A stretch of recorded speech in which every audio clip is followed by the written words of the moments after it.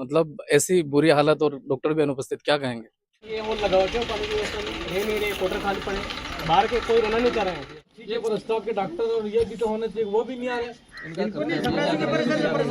Delivery भी यही करवाते सर हाँ आप लोग यही करवाते सर ये भी लोकल है सर हमारे गांव का ही है लोकल ही करवाते हैं ये सेवा कर देखा उनके अंदर शौचालय की स्थिति खराब है, उनकी ऑफिस का ठिकाना नहीं है। ऑडिट रजिस्टर के अंदर जाके देखा, किसी BCMO ने CMO ने किसी कभी यहाँ पर 1 महीने के अंदर भी विजिट नहीं की। व्यवसाय नहीं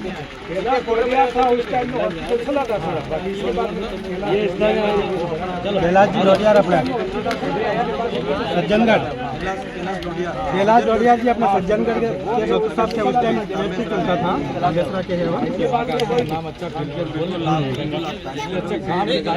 पानी नाम आवे हो पानी है वो पानी आ रहा है क्वार्टर में है पानी क्वार्टर में जा रहा है क्वार्टर में ये वाला ये क्या है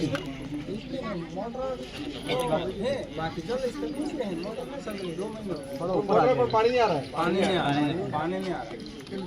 पानी नहीं आ रहा है, वो बात ठीक है, पर स्टाफ के डॉक्टर और ये भी तो होने चाहिए, वो भी नहीं आ रहे।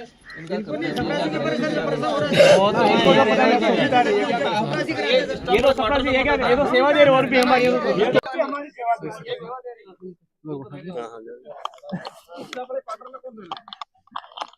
खाली पड़ा सर जाके देखो खाली पड़ा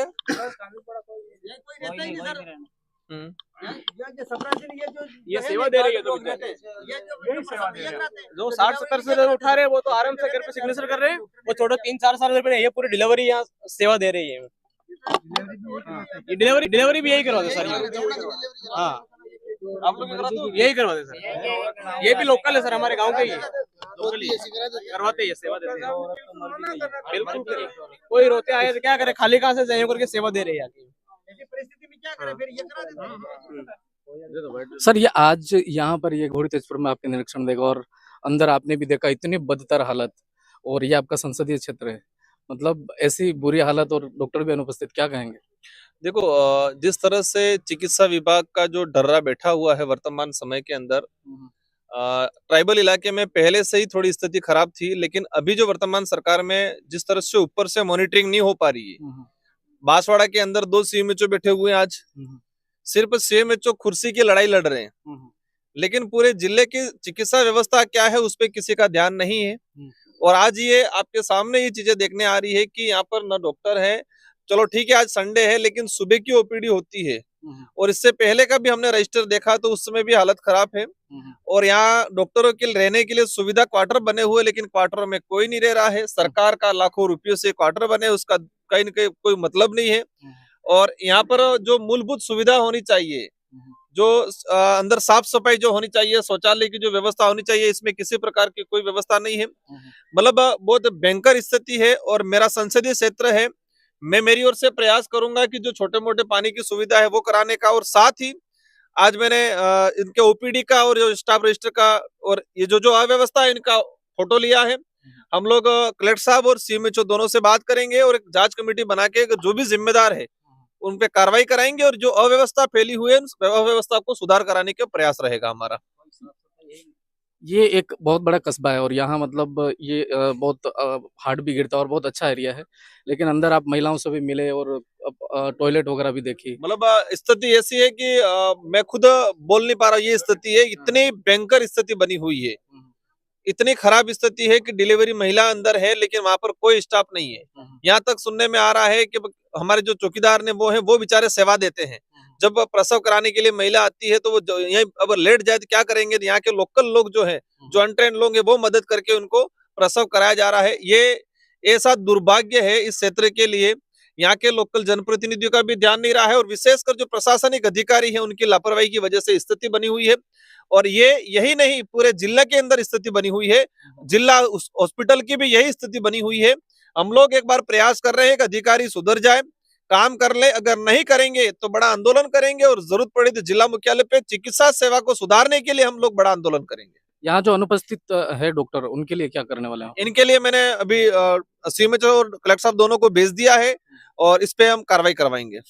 कुछ अभी वो बता रहा था जैसे चौकीदार अनट्रेन है और किसी की मैं- हत्या भी हो गया, सब कोई मर के विचार में। देखो, चौकीदार साहब उनकी सेवा दे रहे हैं, आसपास के जो भी लोग हैं उनकी मदद कर रहे हैं। इनके कार्य क्षेत्र का जो काम नहीं है वो भी कर रहे हैं। वो मजबूरी है। अगर ये कल उठा के कहेंगे तुम लोग मत करो, तो जो जो प्रेग्नेंट महिला यहाँ पर आ रही है वो कहाँ जाएगी? तो लेकिन वो इस जो स्थिति- मर रही उनका जिम्मेदार कौन है? उनके जिम्मेदार यहाँ का वर्तमान जो प्रशासनिक अधिकारी है वो जिम्मेदार है, क्योंकि उनकी मॉनिटरिंग सही नहीं है। मैंने विजिट रजिस्टर देखा, विजिट रजिस्टर में कोई हवाला नहीं है, बीसीएमएचओ कौन है, सीएमएचओ कौन है। जिम्मेदारी रहती है बीसीएमएचओ की कम से कम हर सप्ताह में एक आधी विजिट करे पीएससी सीएससी की, लेकिन विजिट रजिस्टर में कोई कुछ नहीं है। मतलब सीएमएचओ बीसीएमएचओ की कोई मॉनिटरिंग नहीं है। इस वजह से यहाँ स्थिति बनी हुई है और हम लोग प्रयास करेंगे, सुधार लाएंगे, अवश्य सुधार लाएंगे। बांसवाड़ा और नहीं के- सुधार आता है तो कार्रवाई कराएंगे। बांसवाड़ा के मेन अस्पताल में भी आपने देखा, वहाँ पे भी कुछ ऐसी असुविधाएं मिली। और ये घोड़ी तेजपुर जैसा एक बड़ा मार्केट है। ये सारा का सारा यही पूरे राजस्थान में वर्तमान सरकार में स्थिति बनी हुई है। ये सारा का सारा यही प्लांट है कि ताकि निजीकरण की ओर बढ़ावा जाए। सरकारी मशीनरी, सरकारी सिस्टम, सरकारी संस्थाएं खत्म करने का एजेंडा है। सरकारी हॉस्पिटल, सरकारी स्कूलों के अंदर व्यवस्था नहीं रहेगी तो स्वाभाविक है लोग प्राइवेट में जाएंगे। ये प्राइवेट की ओर मोड़ने का एक तरीका है, ताकि सरकारी में जो, क्योंकि यहाँ पर कौन आ रहा है, बिल्कुल बेचारा गरीब है वो आके बैठ रहा है। कई लोग ऐसे हैं कि उनको लग रहा है व्यवस्था नहीं मिल रही तो वो प्राइवेट में जा रहा है। मतलब ये एक प्री प्लान है कि सरकारी सिस्टम को खत्म करने का तरीका है, लेकिन हम रहते हुए इस इलाके में सरकारी सिस्टम को सुधारने का प्रयास करेंगे।